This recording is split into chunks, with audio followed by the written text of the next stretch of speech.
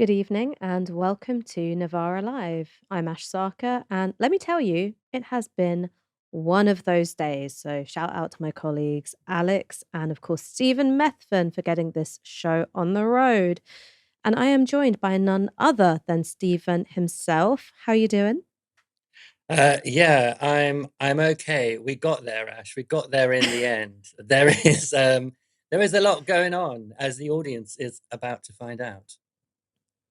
What you can't see is that the other side of the camera is a room just completely on fire and one lone dog sitting there with a mug of coffee going, "This is fine." Anyway, coming up tonight, Keir Starmer has spoken to Labour conference amid dismal polling. Owen Jones and Rivka Brown have been banned from said Labour conference. And stick around to the end because we have an update from Kieran on the Gaza flotilla. If you'd like to support our work, you can sign up at novaramedia.com/support. US President Donald Trump and Israeli Prime Minister Benjamin Netanyahu have appeared at a joint press conference in Washington, where they unveiled Trump's latest Gaza peace plan, though Trump described it in sweeping terms. So this is a big day, a beautiful day, potentially one of the great days ever in civilization. Things that have been going on for hundreds of years and thousands of years. We're at a minimum very, very close, and I think we're beyond very close. And I want to thank Bibi for really getting in there and doing a job.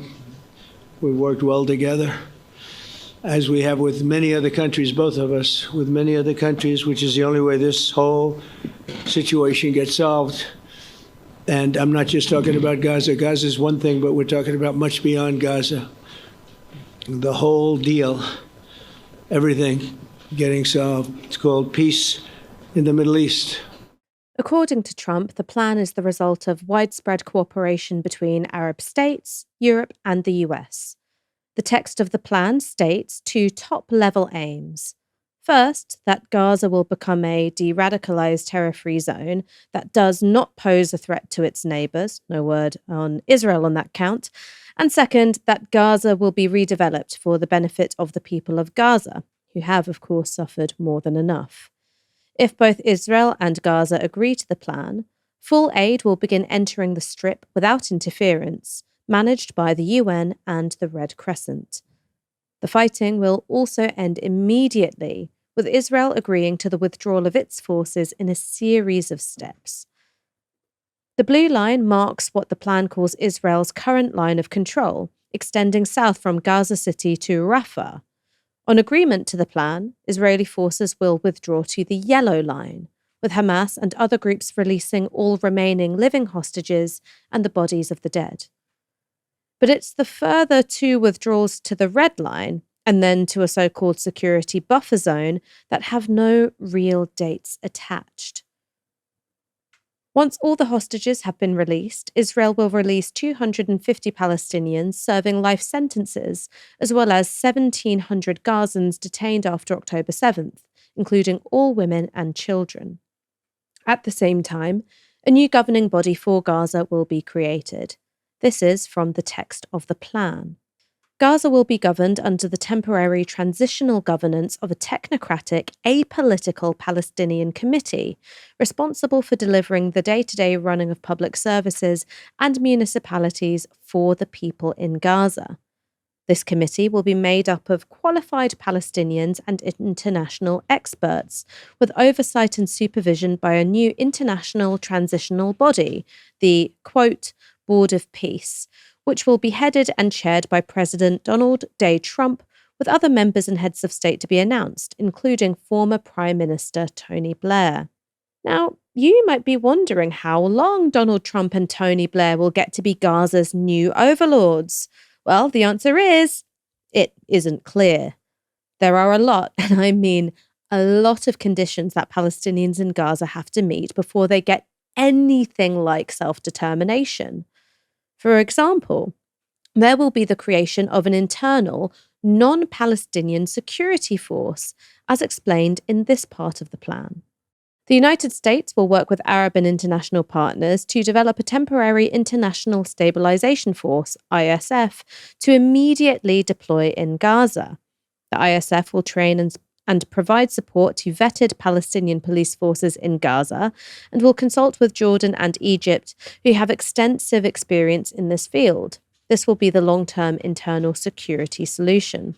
There's also a long-term economic plan, one that seems designed to serve Western and Israeli interests.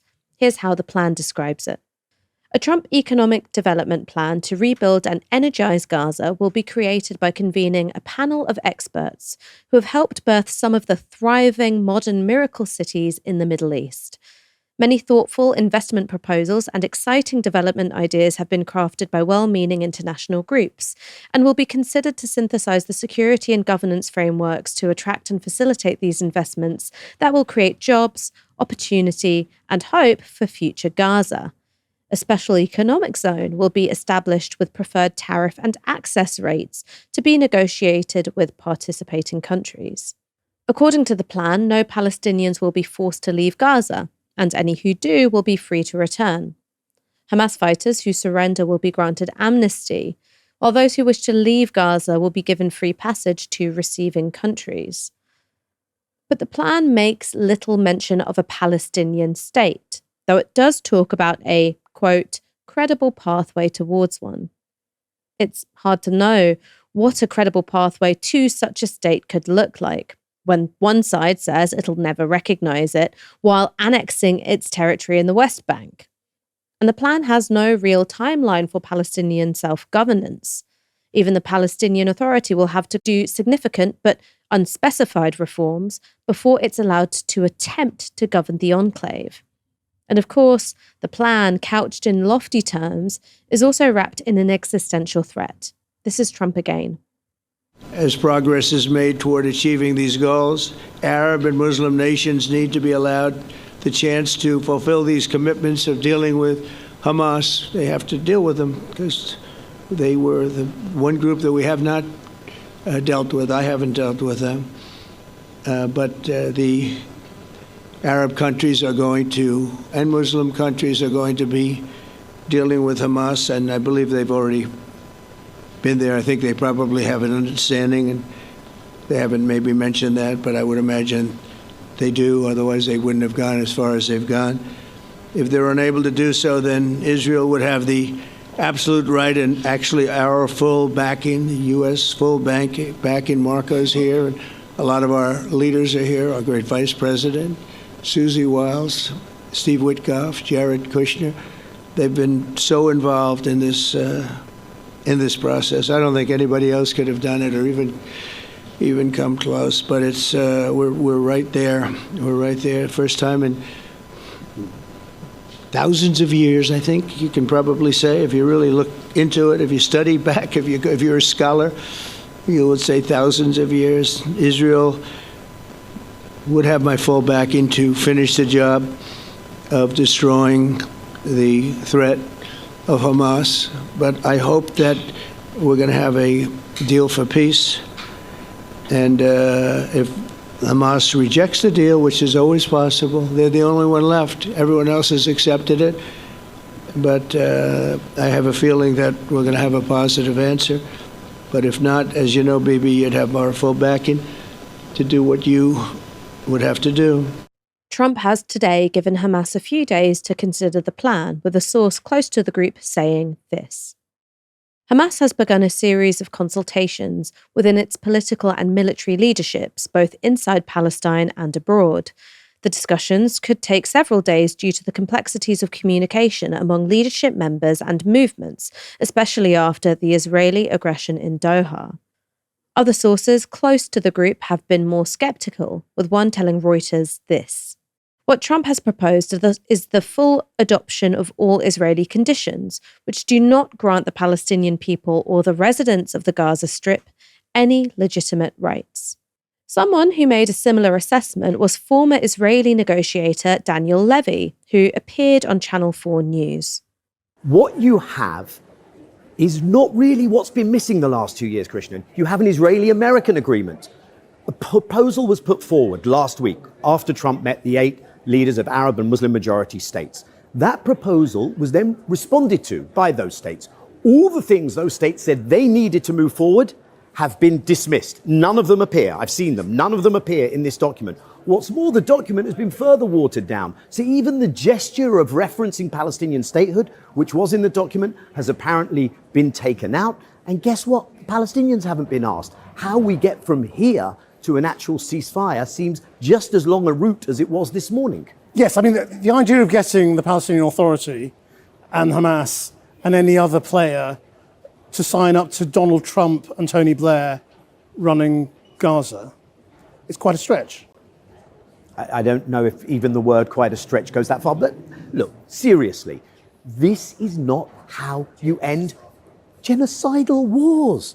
We're here at Labour Party conference, Christian, and they just voted to acknowledge that genocide and call for sanctions. That's where the sentiment of the party and I think the broader public is at. It needs serious diplomacy. It's not what the Trump administration is providing.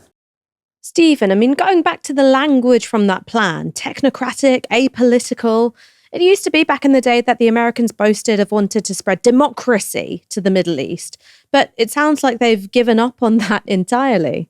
I mean, not just the Americans, Ash, the British as well, because don't forget, Tony Blair is right in the center of this. And not to sound too cynical, but I reckon democracy was the grand plan back in the Blair years, because, of course, democracy had kind of given Blair some kind of mandate, an imperialist mandate for sure, but a mandate nonetheless. Whereas now, democracy isn't giving that kind of man-made mandate, but technocracy is.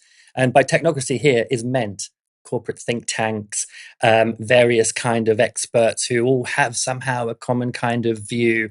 So, that's the cynical sense of like, okay, technocracy is really the way to get Blair back in charge of this little fiefdom that he'd just love to have.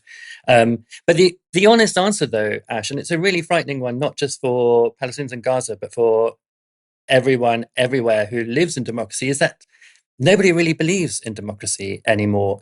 The lesson of the Blair years is that you can't impose democracy on anybody. And of course, Blair's profound expertise is not in turning states into democracies, but rather in creating thousands of militants. So they've given up on the sense of democracy even being a value, partly because they realize you can't impose it. What you can do, though, is exercise power and control through force over unruly populations of various kinds. And like Gaza is certainly an unruly population, or at least it was. It's now, I guess, quite a cowed population, but unruly for is Israel and therefore for the West in general. So, as you said in that piece, there's no real mention of Palestinian self-determination at all. It's in that plan. It's not real. I mean, it's sort of a mention, but it's quite far away in the long grass after many, many hurdles are jumped. So it's not really the goal at all. The goal is really this enforced peace and what in that plan is referred to as de-radicalization of the population. You can imagine what that might mean. Now, the reason I say that this is important, not just for Palestinians in Gaza, but for all of us, is because over the past 2 years, the thing that we have seen, aside from horrendous scenes of destruction, killing, starvation, anesthesialess amputation, all of the horrors of the last two years inflicted on Gaza, the other thing that we've seen is a complete breakdown globally, and essentially, especially in the West. I mean, I think people in the global South probably didn't really believe in these structures before anyway. The complete breakdown of the institutions that kind of guard democracy and guard a kind of international framework for working out these problems.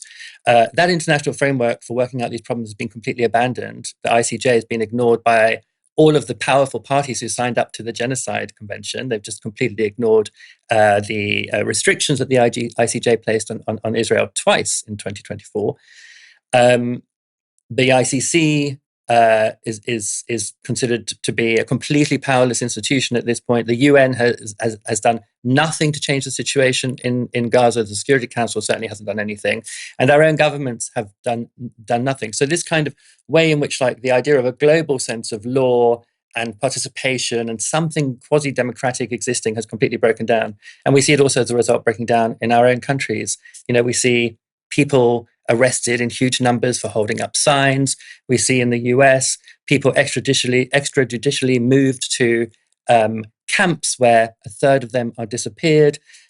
We see billionaires very happily interfering in our democratic discourse without any regulation by government. So really, in a way, nobody believes in democracy because what has happened in Gaza has illustrated a lack in the belief of democracy or the ordinary norms of democratically doing things, and that is trickled down in this extremely destructive way into our own states.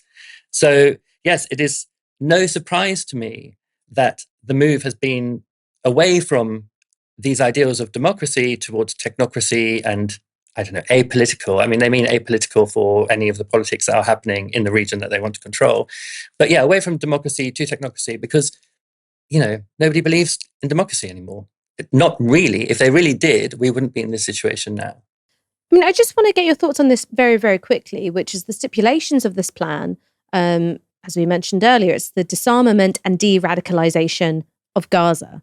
Now, there is absolutely no mention of the disarmament nor de-radicalization of Israel, where we know the sort of direction of political travel is ever rightwards. You have, vast settlement expansion in the West Bank. So that's hand in hand between, kind of religious zealots backed up by the IDF. If you were, a Gazan civilian, where do you think you might fall on this? Would you go, okay, well, I want a ceasefire no matter what it is we have to give up? Or is there a bit more of a long-term view, which is like, hang on, we can't unilaterally, disarm ourselves because we're next door to an expansionist nuclear power?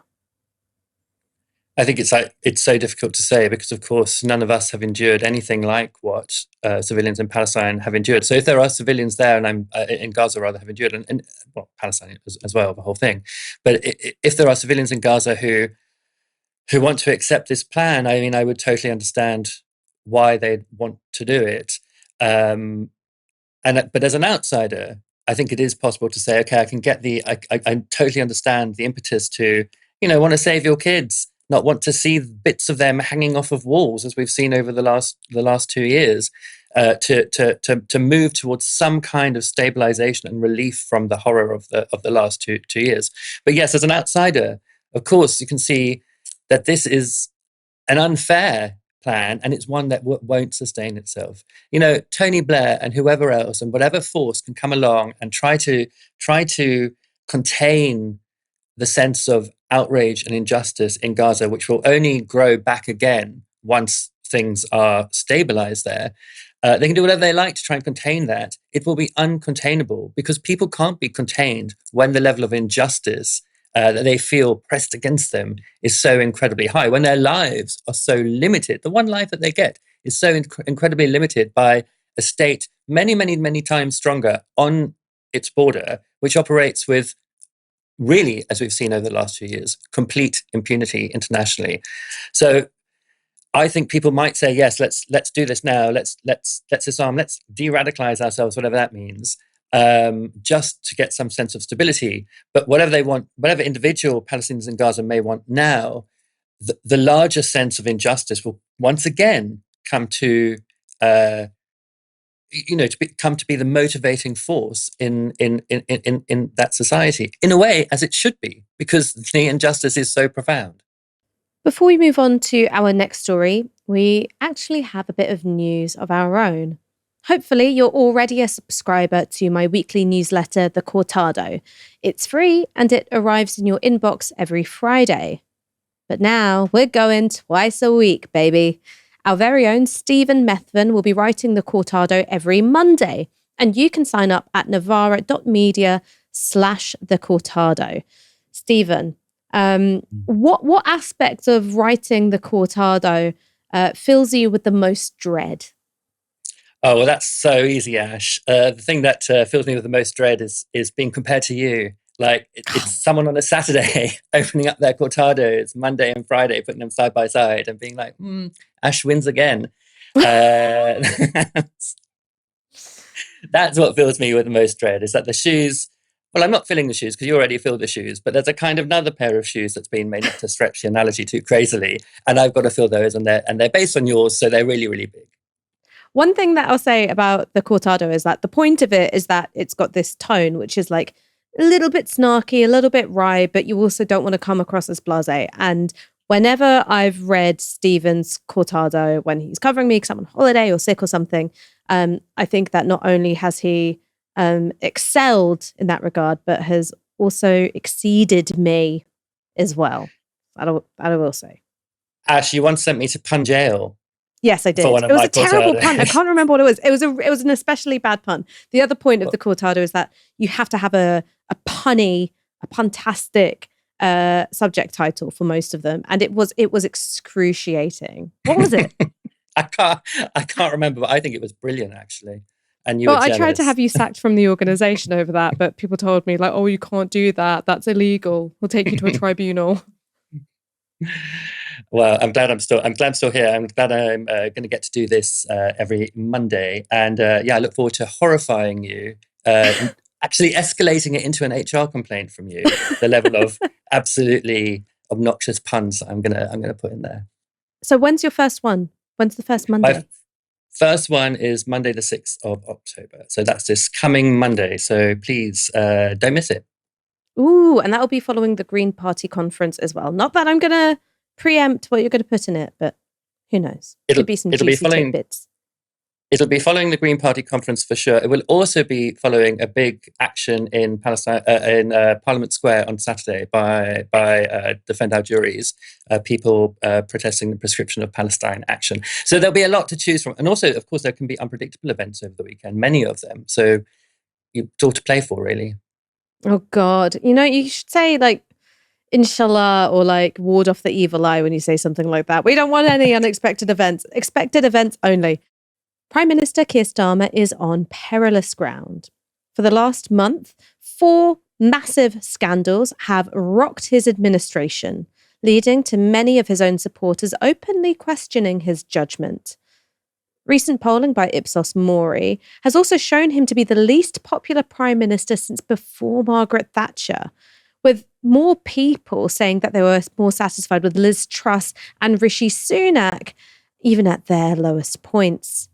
And a misguided attempt to resurrect the Tony Blair-era idea of digital ID cards has united masses of people from across the political spectrum against him, while yielding 1.6 million signatures on a petition against the move in just a few days. So Starmer had little to lose and potentially a lot to win as he stepped on the stage to give his Labour conference speech today. And he began by attempting to summon the moment. We can all see that the country faces a choice, a defining choice. Britain stands at a fork in the road. We can choose decency, or we can choose division, renewal or decline. A country proud of its values, in control of its future, or one that succumbs against the grain of our history to the politics of grievance. It is a test, a fight for the soul of our country, every bit as big as rebuilding Britain after the war, and we must all rise to this challenge. Starmer went on to warn that none of that would be easy. We need to be clear that our path, the path of renewal, it's long, it's difficult, it requires decisions that are not cost-free or easy, decisions that will not always be comfortable for our party.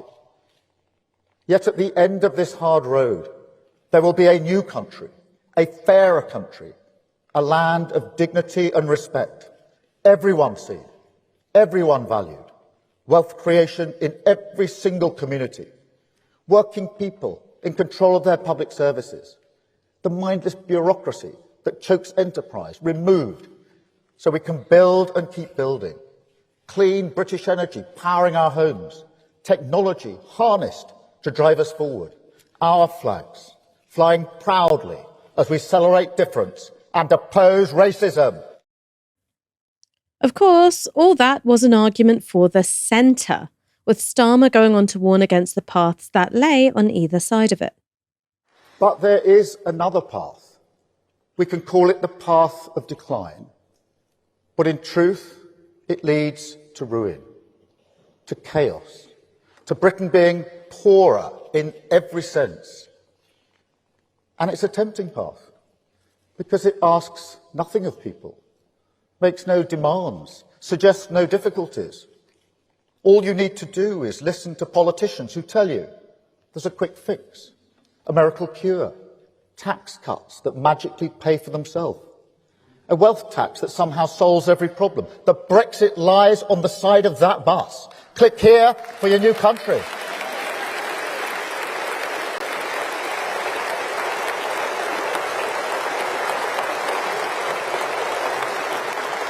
We can all see these snake oil merchants on the right, on the left, but be in no doubt conference, none of them have any interest in national renewal, because decline is good for their business. Finally, though, Starmer name-checked the man currently thrashing him in the polls. Think about it. When was the last time that you heard Nigel Farage say anything positive about Britain's future? He can't. He doesn't like Britain, doesn't believe in Britain, wants you to doubt it just as much as he does. So he resorts to grievance. They all do. They want to turn this country, this proud, self-reliant country, into a competition of victims, saying to you, to working people, don't trust in each other. You can't fix this. This is not a great country. But it is, conference. It is a great country. It will always be a great country. A decent, pragmatic, tolerant, reasonable country that throughout history has stood its ground, stuck by its values, and built its future without fuss. That's the Britain I'm fighting for, conference. A nation of resolve, a land of respect, a Britain built for all. I really like the idea that Britain looks at its future without much fuss, because I think that, stiff upper lip, that is one part of our national character. Football hooliganism is the other part of our national character. Anyway, Starmer also gave us a bit of muscular thinking. We can see now that it does matter. We do need to put our security first. We do need to unlock the potential of every community.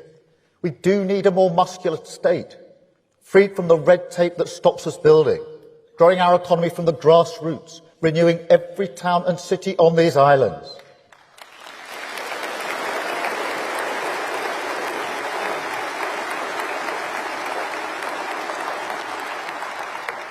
It comes back to growth. So much of it comes back to economic growth. In fact, I'll say it now so there's no doubt. The defining mission of this government is to grow the economy, improve living standards, and change the way we create wealth. An economy that grows not just from the top, but from the grassroots. Because growth is the pound in your pocket. It is more money for trips, meals out, the little things that bring joy to our lives, the peace of mind that comes from economic security. But it is also the antidote to division.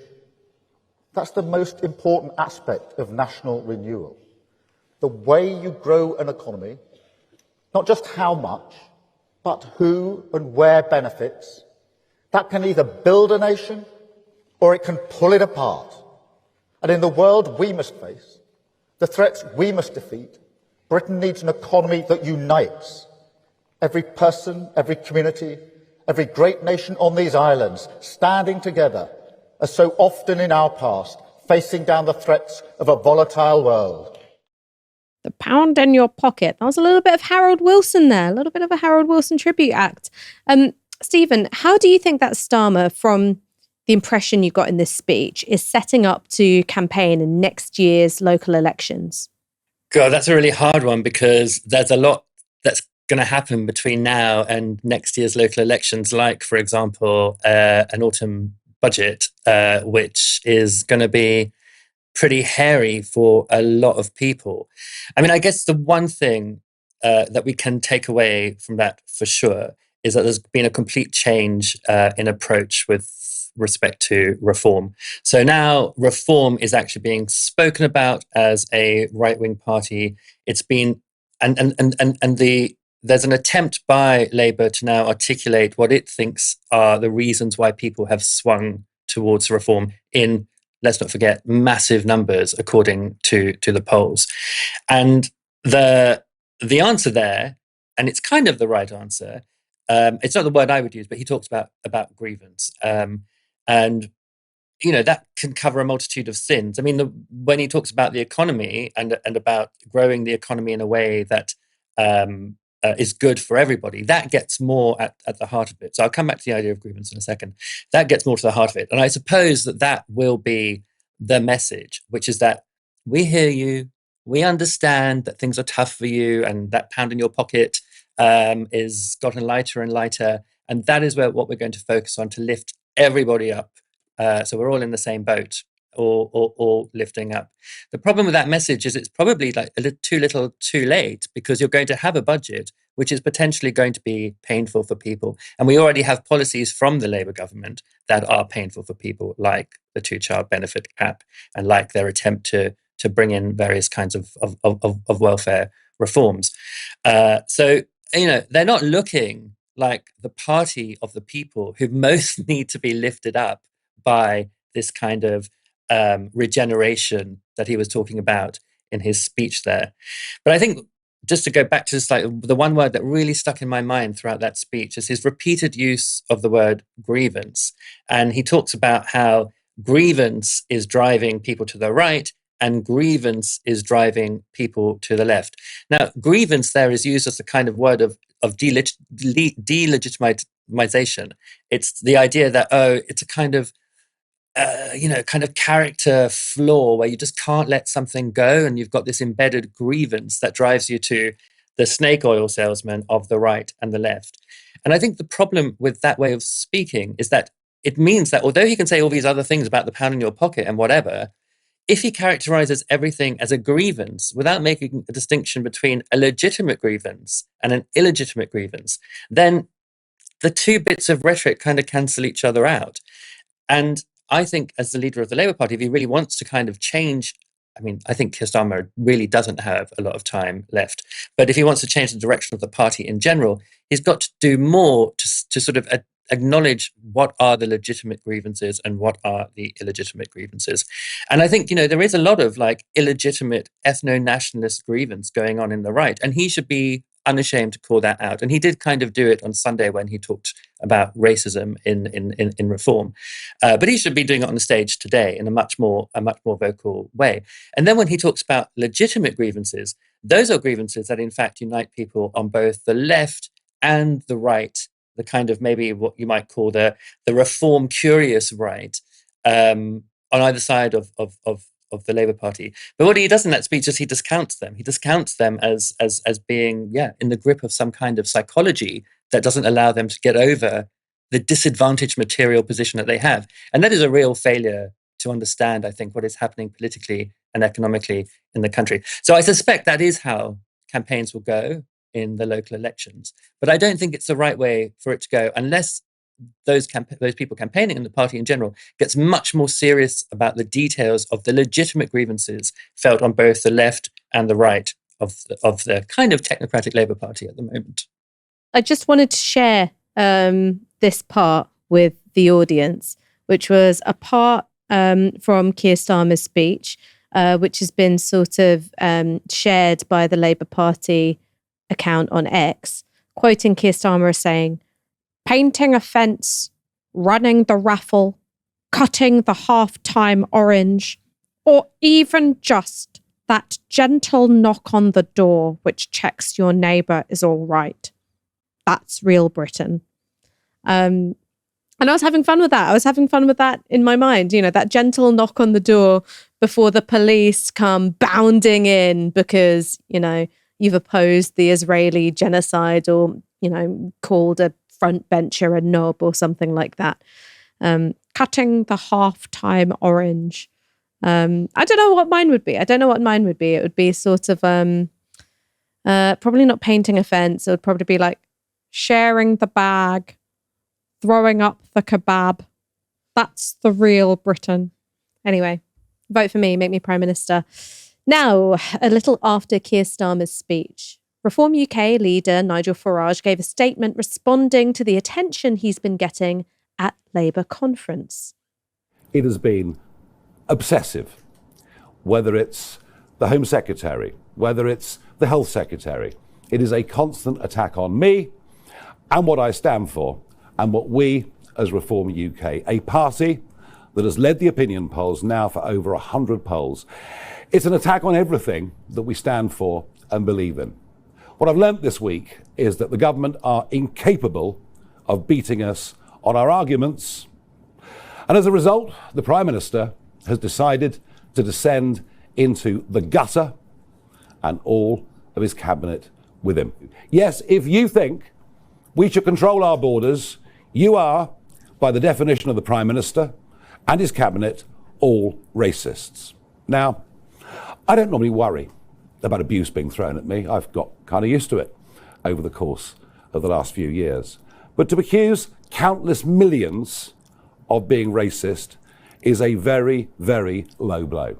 Why? Well, this language will incite and encourage the radical left. I'm thinking of Antifa and other organisations like that.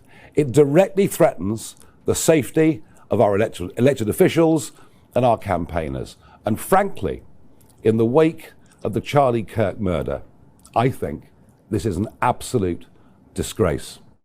Stephen, I want to throw this question to you because obviously there's a huge bit of sleight of hand going on here because what has been called racist is the Reform UK plan to strip indefinite leave to remain from settled migrants who already have it. So it's not just changing how it's going to work for future migrants, but taking away a legal right from people who already have it. And that's what Labour called racist. Do you think that Farage might be able to, I guess, take advantage of the fact that most people don't pay attention to political news that closely and that it'll be easy to sort of misconstrue it as rather than saying this specific policy idea is racist, to spin it as, well, if you're, if you're anti-immigration in any sense, it means you're racist, sort of blaming the voters. He's going to be able to do it so easily, and he's going to be able to do it really easily because his major platform is Twitter, which is, teeming with out-and-out racism all the time, and GB News, which is a kind of fixed audience who I don't think are looking and thinking about Keir Starmer's speech, but they're looking at how it's received via GB News, or how it's given to them via GB News, and I think this rhetoric also, it also plays into something which I think is part of the discontent of Reform voters, which is the idea that their views, are out of bounds on things like migration. And so, maybe they don't even know the details of like Farage's, policy around indefinite leave to remain, but they definitely know that about the small boats, and they're, that's a sort of like anxiety for a lot of people, whether you think that anxiety is legitimate or not. But to have that anxiety labelled as out of bounds or racist by an imaginary labeller in many cases, I think is something that many of Reform's voters are probably susceptible to, and that Nigel Farage continuously plays on. But you can see in the kind of things he's talking about in his speech there, that what he's actually playing to is not just Reform UK voters or potential voters, but a much larger online audience. The reference to Charlie Kirk, that happened thousands and thousands and thousands of miles away in Utah, in a completely different culture, in a political culture which revolves around guns increasingly. That didn't happen here. and a fairly lukewarm milquetoast speech at Labour conference pointing out facts about reform is, I would say, extremely unlikely to lead to Antifa coming after any of their voters, whatever Antifa is supposed to be in these sort of fantasies.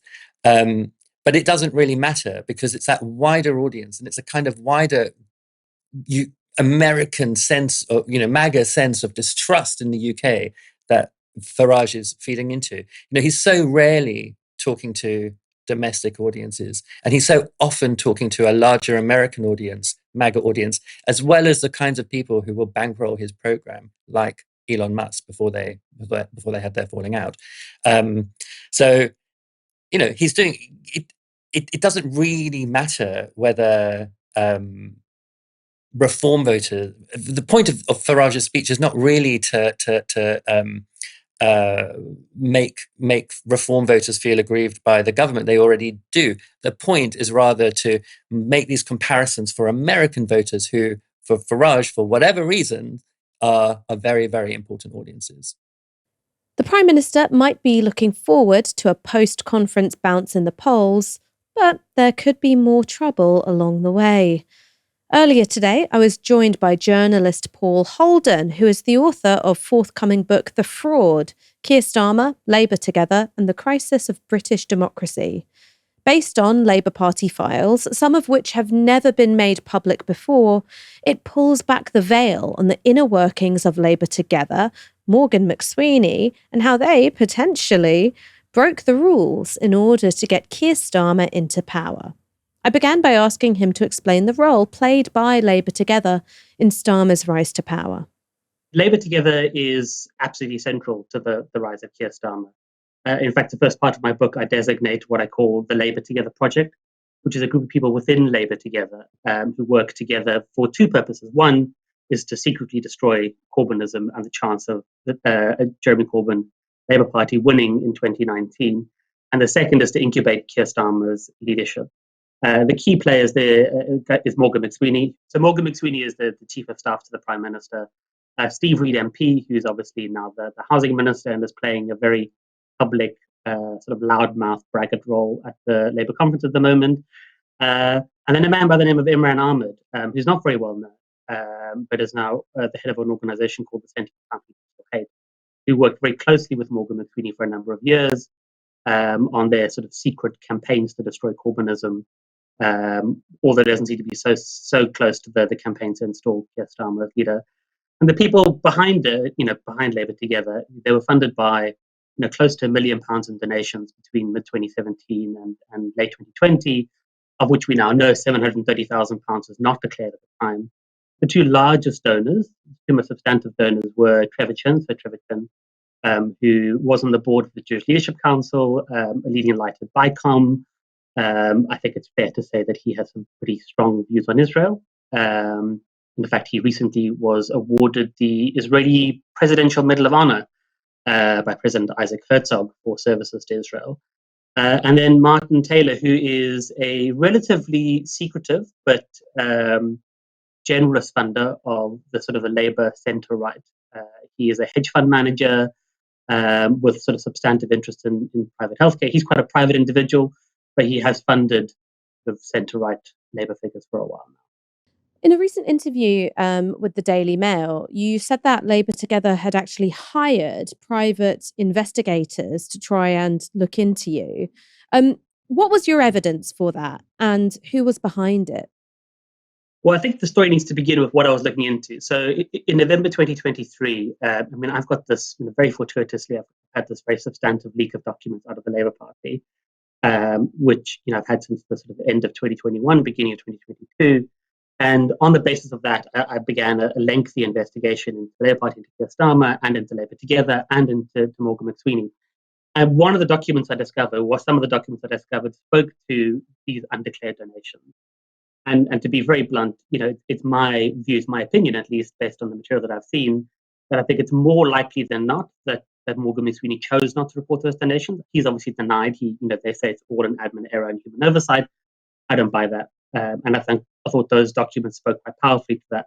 So I took those documents to Gabriel Pogrund at the Sunday Times, and they published an article in November 2023, which talked about the undeclared donations. And at the bottom, very bottom of that article, there's just one throwaway line that says, Paul Holden, that's me, was the source of documents used in this article.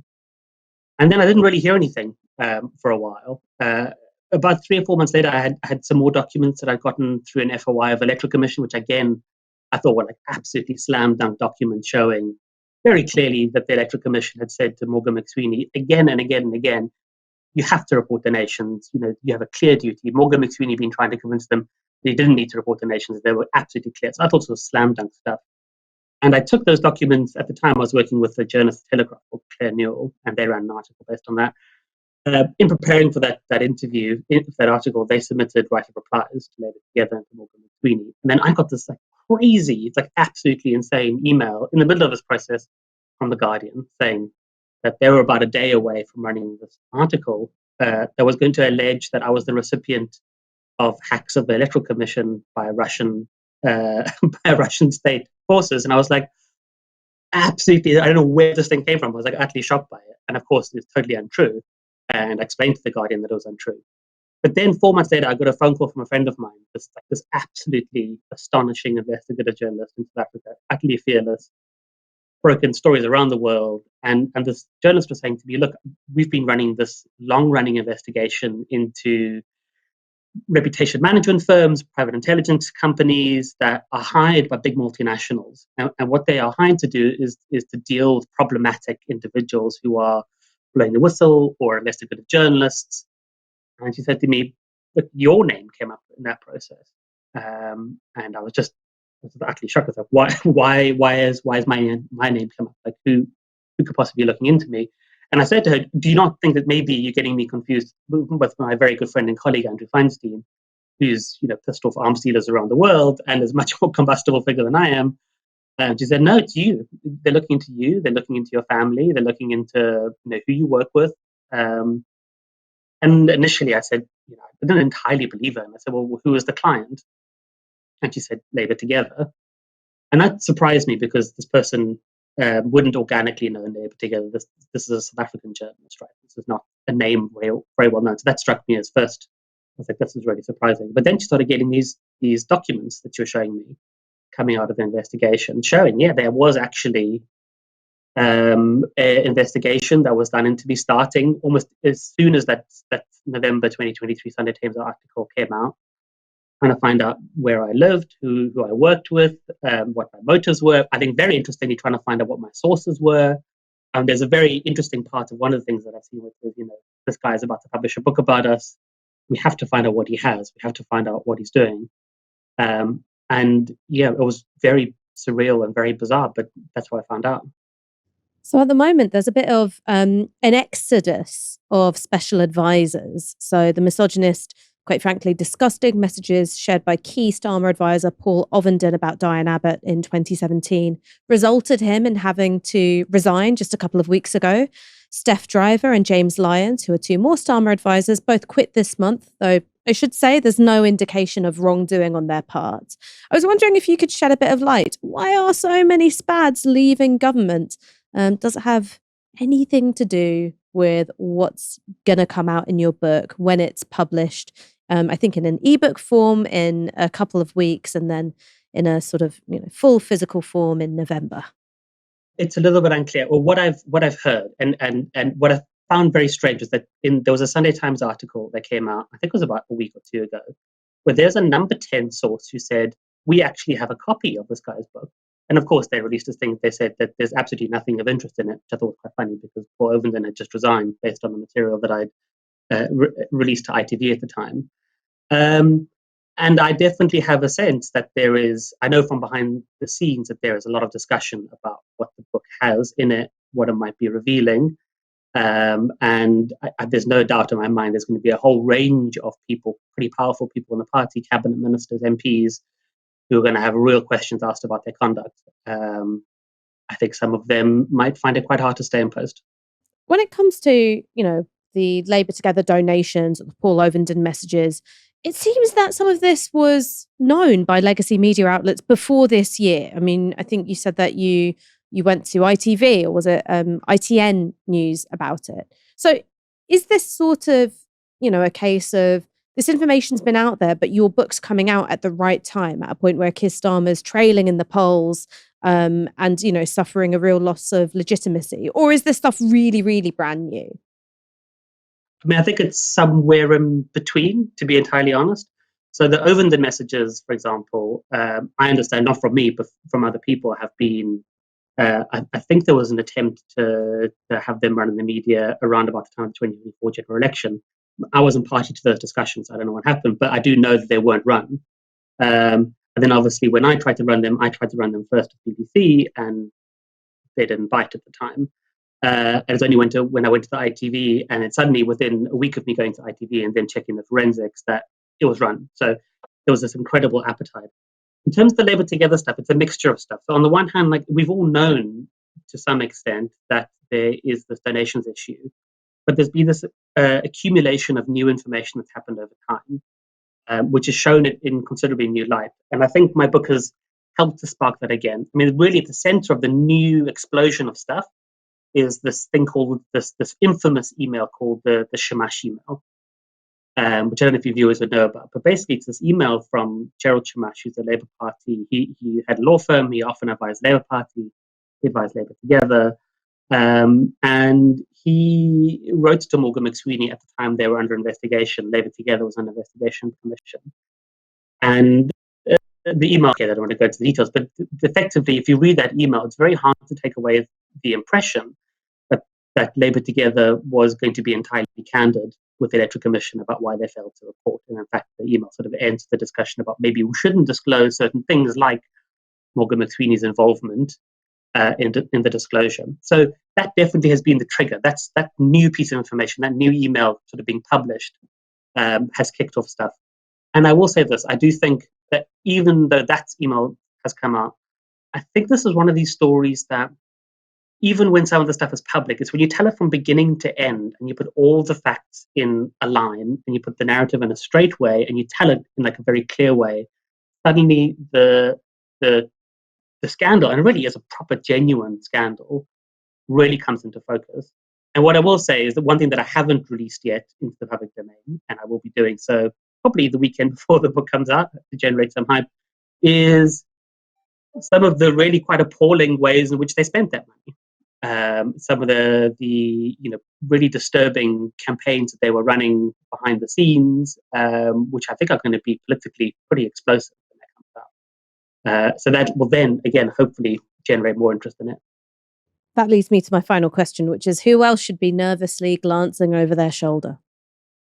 I mean, I think that Morgan McSweeney, I don't think anybody is going to read my book and think Morgan McSweeney is a fit and proper person for holding public office. I really don't. I just don't think that he is a character who should be anywhere near any sort of power, let alone being chief of staff. But then all those people who've collaborated with him for a long period of time. I mean, I think that Steve Reed's conduct in my book is pretty severely questionable. And then, of course, there's going to be questions raised about Keir Starmer as well. There's quite a lot of revelations about him, which I can't speak about now, but which I think might be quite difficult for him to answer. Could J.D. Vance be right? Is Keir Starmer presiding over the wholesale suppression of freedom of speech? Today, Owen Jones and Novara Media's very own Rivka Brown were informed that the Labour Party had revoked their conference passes. Jones posted this on X today.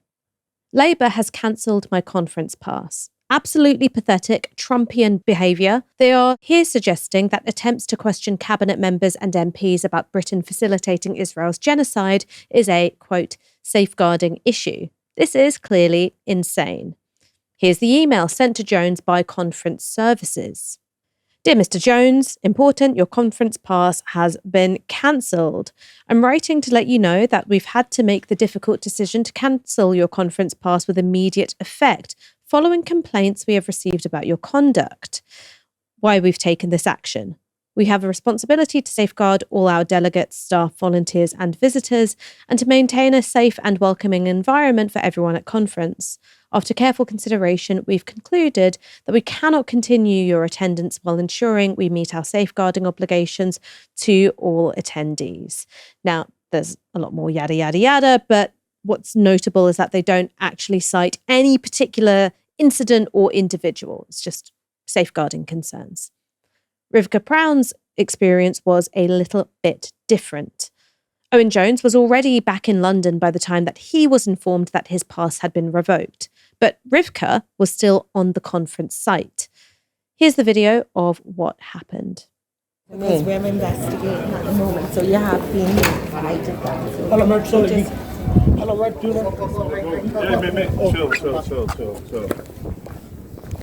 So what were you saying? So we've received an allegation in writing, so while we investigate that, Okay. we have to obviously revoke your pass. So in terms of your entry, you shouldn't have been in there, so you would have been directed to conference services to speak to us there.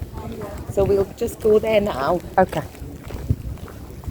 Sorry, I need to go and deal with something else right now, but do you know how to get to conference services? No, I You don't. turn left and then And left what am again. I going there for? So if you want to speak to somebody regarding the allegation that has been made, we obviously at this moment in time can't disclose any information. But then what's You've the point of received the email. going there? It's just So what it's you're just saying. if If you you've got say- any questions, you can go round there and Yeah, ask them questions. But you Will just be said that issued they- a new pass, so they'll give you an email address where you can write in to obviously ask or put to like whatever the allegations are and whatever information, and we can pass it on to legal queries.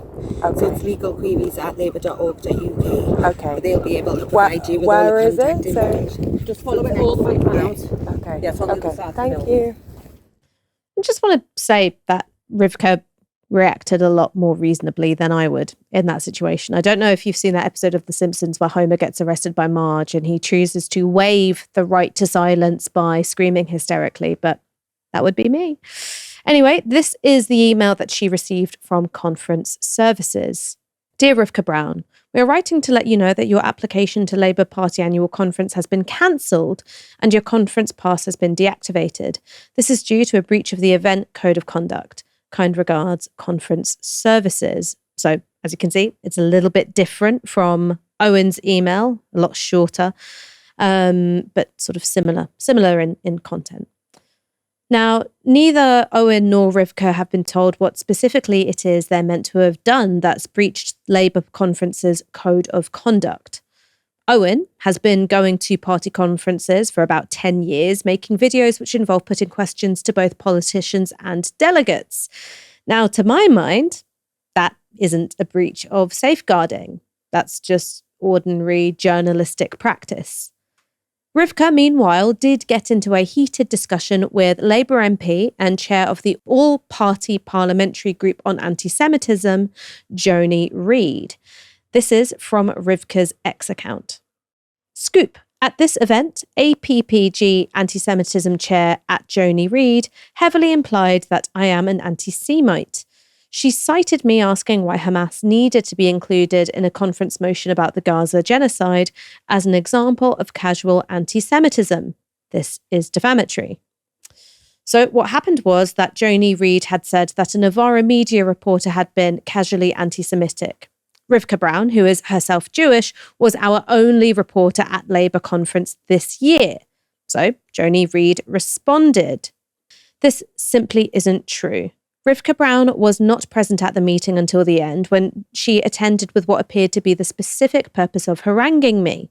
I didn't mention her and indeed had never even heard of her until she started screaming at me. Good journalists don't report baseless rumours as fact. Hope her next scoop is an improvement. Rivka then said this. It was also on X. It's as if Labour politicians think that conference operates by Chatham House rules, and if you baselessly call someone an anti-Semite, they won't come and confront you about it. And we have footage of my intervention. There was no screaming. Now, just to say, I've had a look at the footage. There wasn't any screaming. I'd call it emotional, but definitely no screaming. So I think there's something really important here. You've got two journalists, both of whom are well known for being on the left and critical of the Labour Party, holding politicians to account. Now, for Owen, that's on policy issues.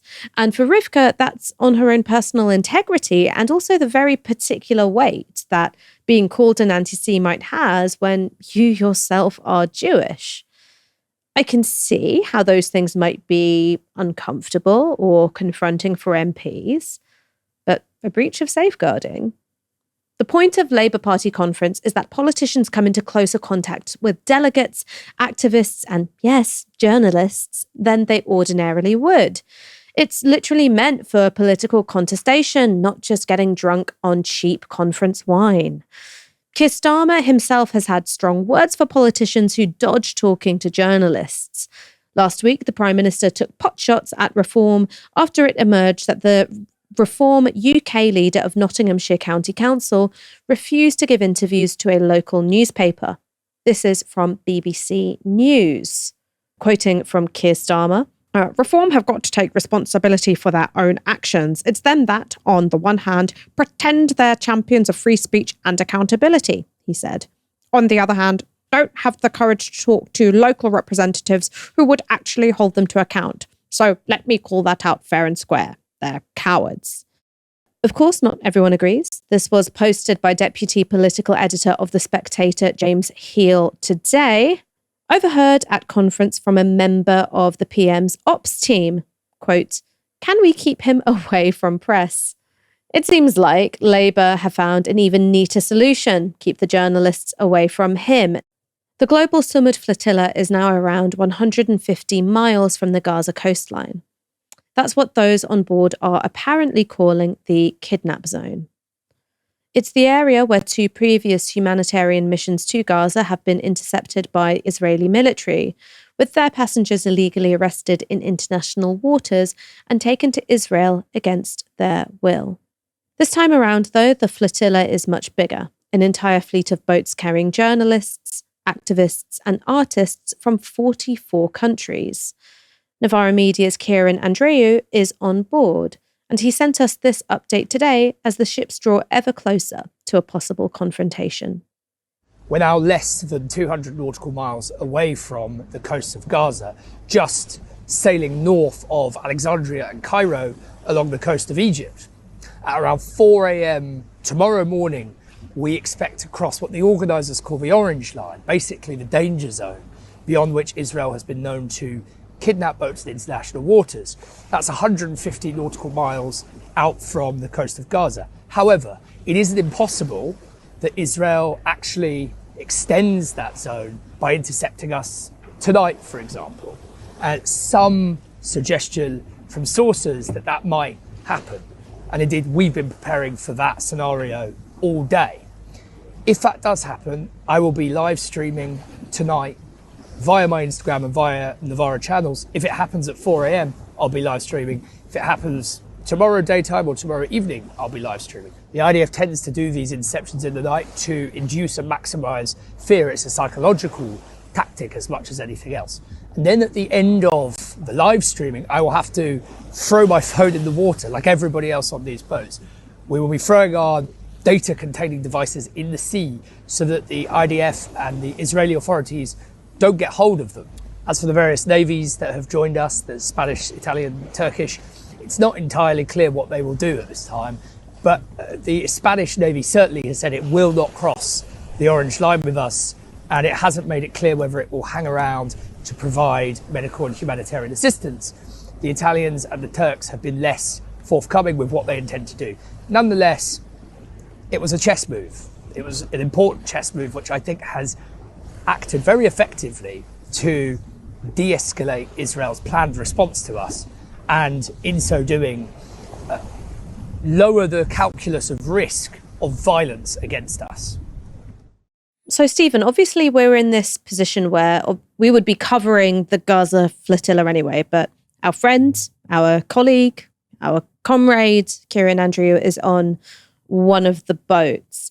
I know that yourself and Alex are planning on pulling all-nighters for as long as it takes to keep watch over the boats so that we can cover any possible interception at the earliest possible moment. But I suppose the thing I want to ask you is, how does a personal relationship with one of the people involved impact how you approach this journalistically? Yeah, I think it's always a difficult question when there's someone that you're personally involved, because, part of the journalistic challenge is to try and sort of separate yourself from that, which is an impossible task, but it means that you have to add an extra layer of thinking about how you're reporting things to sort of shield yourself from too much of your own emotional involvement in the situation. And of course, we are all very emotionally involved in the situation. We're all very aware of the potential danger that Kieran is in. I mean, we showed clips there from one of the previous interceptions. There have been two so far. Both of them have been single boats heading towards Gaza, which have been intercepted by a small unit of IDF soldiers, as well as various kinds of flashbangs and things beforehand. But this is a much different proposition. This is a fleet of boats. The last time this happened was in 2010, when the Mavi Marmara, also a fleet of boats, smaller one, only 6, got near to Gaza, and they were intercepted by a much larger force involving helicopters and Secret Services soldiers, and 10 people were killed. We really hope that nothing like that is going to happen this time, and we're Kieran's words about the accompanying ships from Spain, from Turkey, and from Italy are very useful ones, because it does remind Israel that the eyes of the world are on it in this situation.